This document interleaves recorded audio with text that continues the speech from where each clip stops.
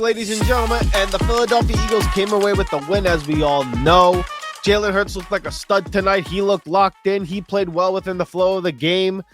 You know, Saquon Barkley looked good. This defense had a rough night in Philadelphia. Got lucky on a few drops by CeeDee Lamb. And it sucks because we got the win, and it was a big night, banner drop, divisional game to start off the year. And it got overshadowed by Jalen Carter and his BS habits. And I'm trying not to curse because I know my mom listens, and Mom, sorry, but at some point I may just let it slip. But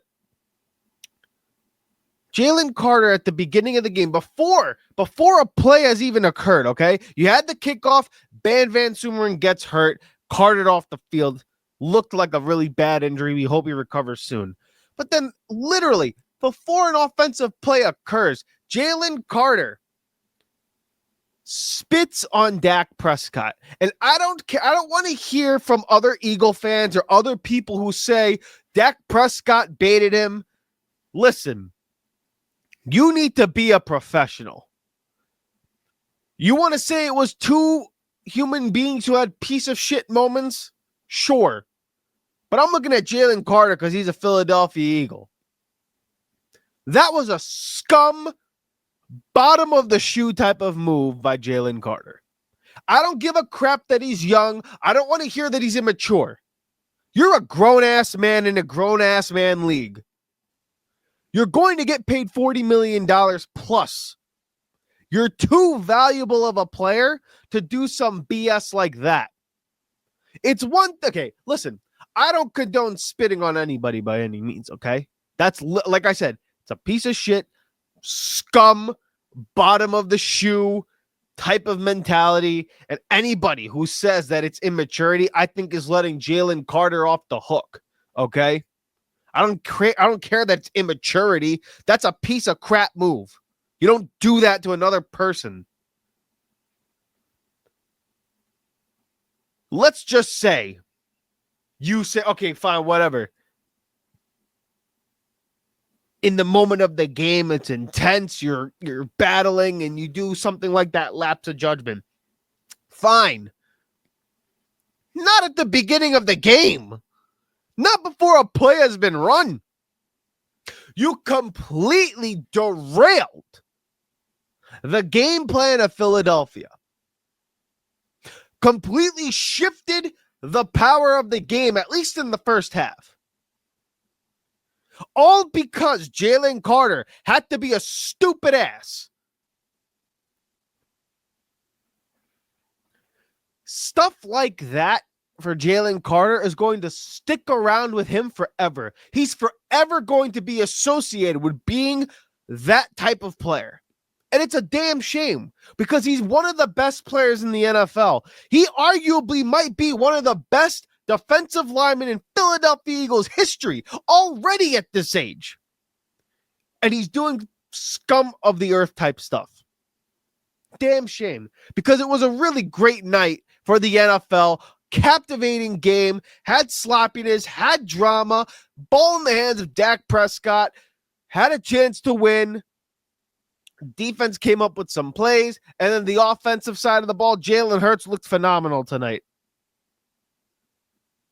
Wow. I mean, just a damn shame because it took away from such a great moment and a great night in the NFL. And listen, we'll talk about some of the good things. We'll talk about some of the bad things. Obviously, we talked about Jalen Carter. I'm not going to address that much more, but I'm going to look at some of the stuff on defense, some of the stuff on the offensive side of the ball, and talk about my takeaways. But before we do that, we introduce you to the show. This is the Riding the Bench Eagles podcast. I am your host, Asif Badi, and like you, I'm a Birds fan. Talks about the Birds, only the Birds, and nothing but the Philadelphia Eagles. So please do us a favor. Help us grow this channel organically by shooting this video a thumbs up, commenting your thoughts in the comment section below. Be part of the discussion and subscribe to the channel. Also, check us out on audio platforms such as Apple Podcasts and Spotify, and leave a 5-star review because in the end, it doesn't cost you a damn thing to subscribe. And I am trying not to be a piece of shit, a scum of the earth type of person. All I am doing is asking you to help me grow this channel by subscribing. So please, we thank you for your support on the opposite side of the camera and on the opposite side of the airwaves. All beside the Jalen Carter thing, okay, because we all know that's going to be topic of discussion for the next week or so, probably for the rest of the year. This game was so captivating. In the first half, both teams scored on every single possession they had.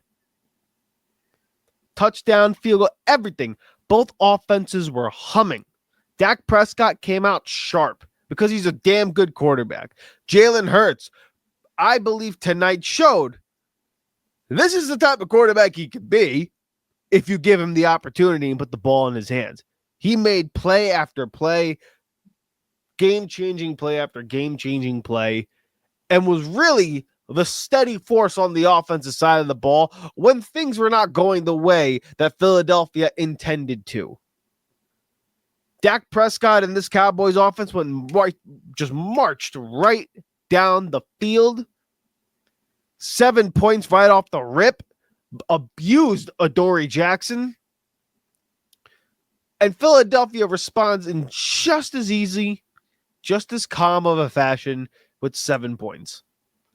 And it was just such a back and forth battle on the offensive side of the ball. And then we had the game-changing turnover after the half, after the thunderstorm delay, right? We get the ball 3 and out. We get a field goal after that. All hell breaks loose. Dallas is marching down the field. They get into their red zone, and Miles Sanders fumbles the football. Quinn could have taken it to the house, but Dak Prescott makes a game-saving tackle. And then the thunder delay happened, and we were basically out of football for about an hour. And coming out of the thunderstorm delay, it looked like Philadelphia was not only cold, but came out flat. And Dallas came out like they had nothing to lose because, quite frankly, they did have nothing to lose tonight. Tonight, they played like the more cohesive, more fresh, and more motivated unit, which is sad to see because this is the defending Super Bowl champions we're talking about in Philadelphia. And they came out flat in this game, which is awful. Division opponent on opening night in the NFL where you drop your banner. And as great as Jalen Hurts played tonight and as great as Saquon Barkley was, it was a little bit of a shame to not see AJ Brown get the ball more until the fourth quarter, the last drive of the game, where he ends up catching that 3rd and 7 ball to get, or that, what is it? On the last drive was 2nd and 10, and he catches the 9-yard comeback to get 3rd and 1, right? To get the drive going again, right? Again, it just showed. See, like now this is a guy, AJ Brown. I know I'm stumbling with my words. It's late at night. AJ Brown showed a level of growth tonight, in my opinion, from where he was at the beginning of his tenure in Philadelphia to where he is now, where he's wearing the C on his chest. He did not have a target for a majority of the game until the last drive, and still had the wherewithal to bring in the catch, not pout, and stay in balance to keep the clock moving because he himself thought we need to win the game. That's the most important thing, and that seems to be what this offensive identity has become. Win the game by any means necessary. Kevin Patullo called a smooth game tonight, I think. Had some bumps in the road here or there, but for a first-time play caller, I think he did a really good job, made the offense flow a little bit more. It was nice to see Dallas Cowboys get into the fray. Jalen Hurts just looked excellent tonight. Looked poised, looked confident, looked like he knew where he had to go with the ball, what he had to do in every given situation possible. Was great on the ground, excellent through the air. I thought he played phenomenal tonight. And when the game was on the line and you needed a play to be made, he was the guy who made the play. That's what we know him to do time after time after time. And that's probably one of the better takeaways of the night. Jalen Hurts looks ready to play football this season, and it's only going to be a matter of time before the rest of the offense catches up and really start locking in and honing in on what they do best, because I have a feeling by the time week 12, week 13 arrives this NFL season, the Philadelphia Eagles are going to be a team to be reckoned with, and nobody's going to want the smoke. However, let's go to the opposite side of the ball, the defensive side. What a rough night for this group of people, huh?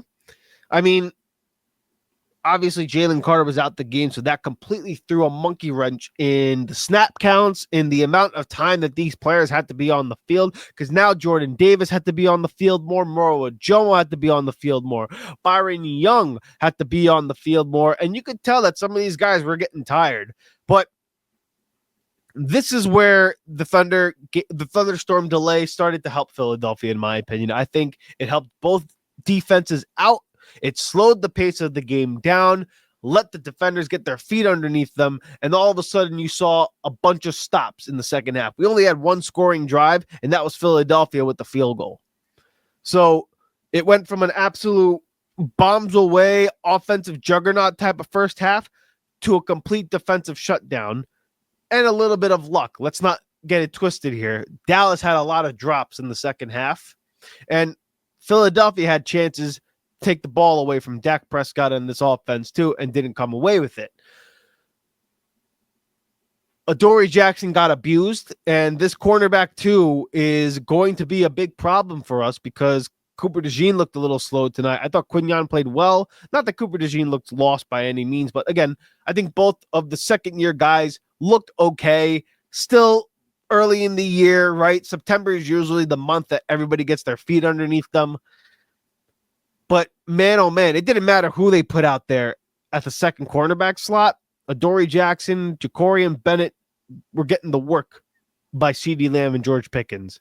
And when you're not able to get home on the defensive line, which is why this Jalen Carter fiasco in the beginning of the game was such a game-changing moment, you already have a compromised secondary. If you're not able to get pressure and get internal pressure particularly, you all of a sudden letting Dak Prescott sit back there, bake a batch of cookies, he's going to slice and dice you. And to his credit, he played excellent tonight. I don't put the loss of the game on him. I think CeeDee Lamb is just early in the season, game one, concentration drops. Because if he catches two of those passes, game's probably over, and Dallas wins the game.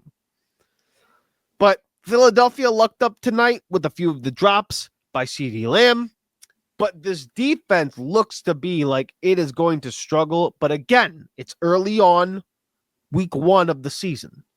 So I think as the game went on, though, you saw, Jahad Campbell look okay. You saw Andrew Mukuba start being around the ball a little bit more. They started tightening up on defense a little bit more as the game went on, and you started to see them play with a little bit more pride.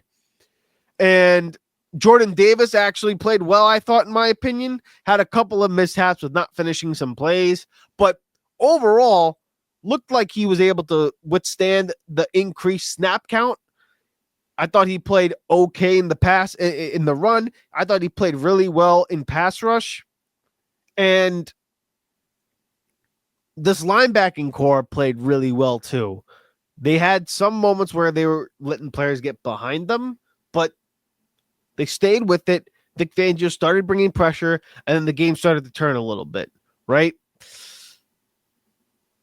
But things that could be concerning moving forward is the discipline on this team. It's a young defensive group. And tonight, what do we have? Like 8-9 penalties on defense, something like that. I mean, and those penalties were,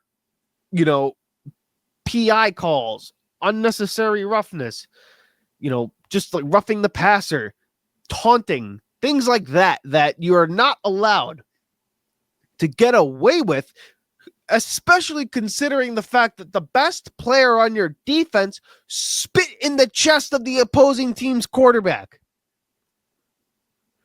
You get no leeway when your best player does a piece of crap move like that. I'm sorry. That's just the nature of the beast. Yeah, you want to call it down the middle, 100%. I agree. But at the same time, if you do some scum of the earth stuff, I'm going to be like, well, listen, any benefit of the doubt that I'm going to give you or anybody else on your team is out the window. As referees, their job is to get control of the game. So, yeah, it was a heavily penalized game because the Eagles looked like an undisciplined bunch on defense.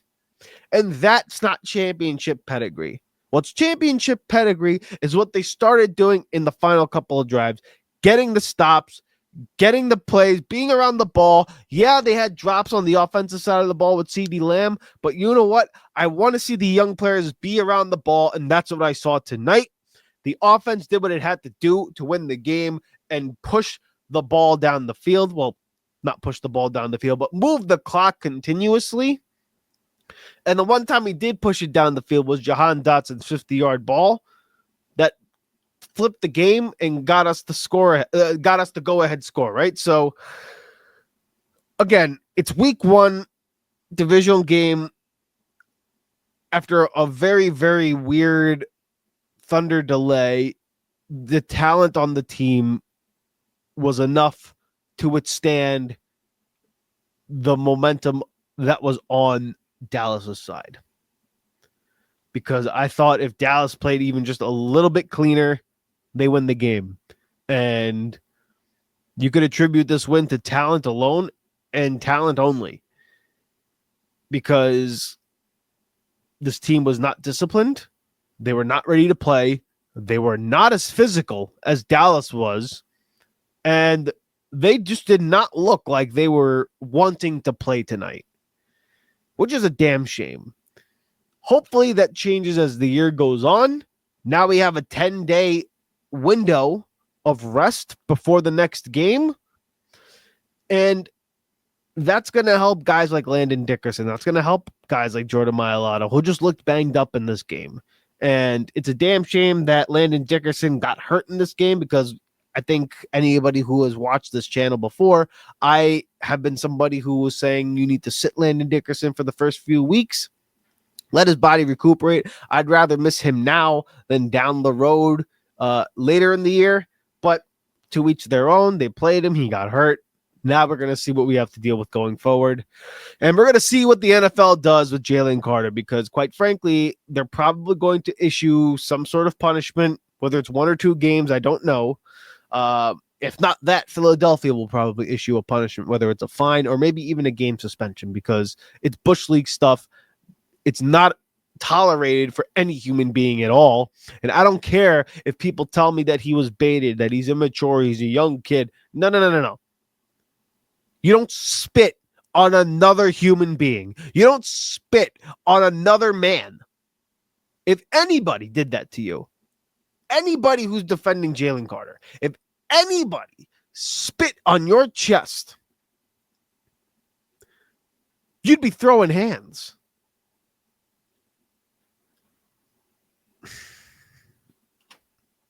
The kid's got to grow up. You're too important of a player on this team. And quite frankly, yeah, you may be 25 years old, 24 years old, however old you are, Jalen Carter, but bro, what the fuck is wrong with you? Why the hell would you do that? It's a scum mentality, scum move, and it's going to be around him for the rest of his career. That's the worst part of it. But again, despite all that, Philadelphia got the win, and now we're on to the next game.